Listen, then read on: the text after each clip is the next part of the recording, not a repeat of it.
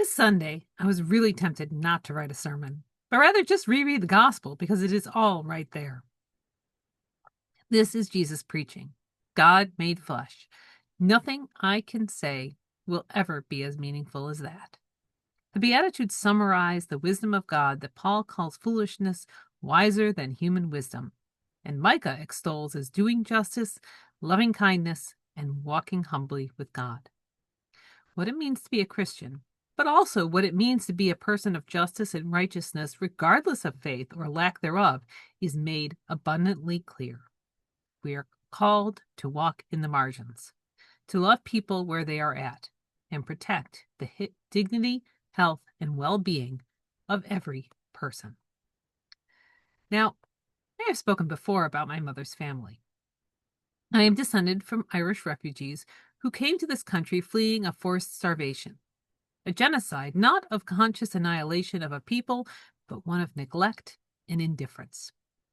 And I am descended from illegal immigrants who came over 75 years later, simply looking for a better life free from civil war. Both of these groups were Irish, and rarely did a generation go by in which at least one daughter was not given the name Bridget, whether as a middle name or as a first one.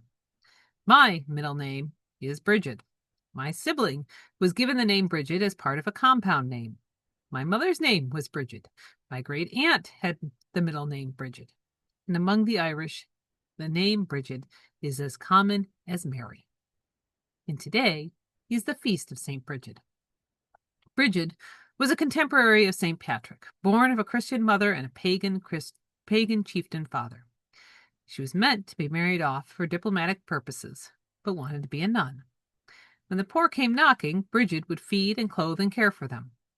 Eventually, this giving away of her father's wealth made such an impression on him and any suitors that Bridget was granted the freedom to go out and establish a convent.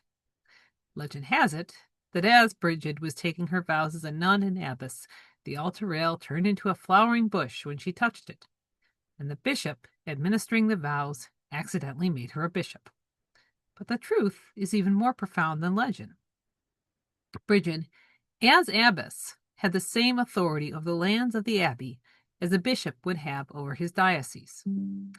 She needed priests to consecrate the Eucharist, but those priests answered to her through the abbot of Kildare. Her abbey was known to be a place of refuge for the poor, the hungry, and the outcast. In time, legends regarding the goddess Bridget became tied to the saint, and shrines to the goddess transferred her to her as well. But underneath all the legends, there is a truth.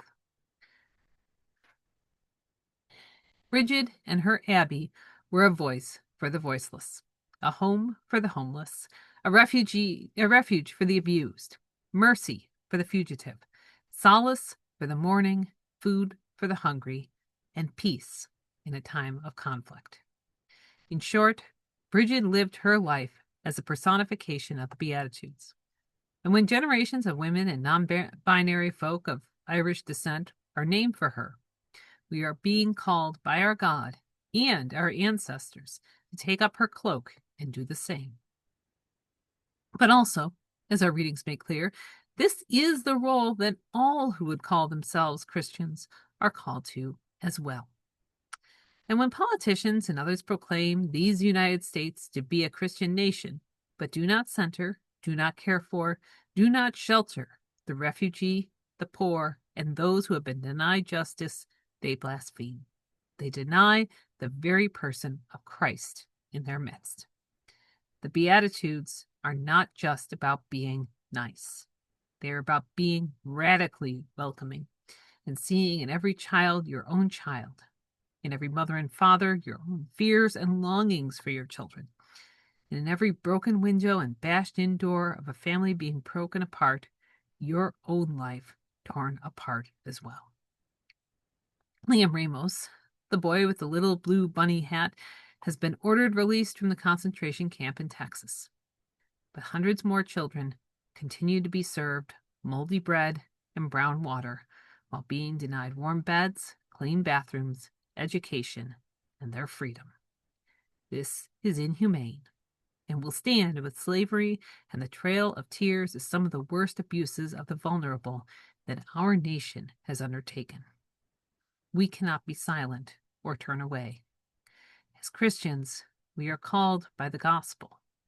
We are called by Jesus Christ himself to give voice, bear witness, and resist these injustices. Amen.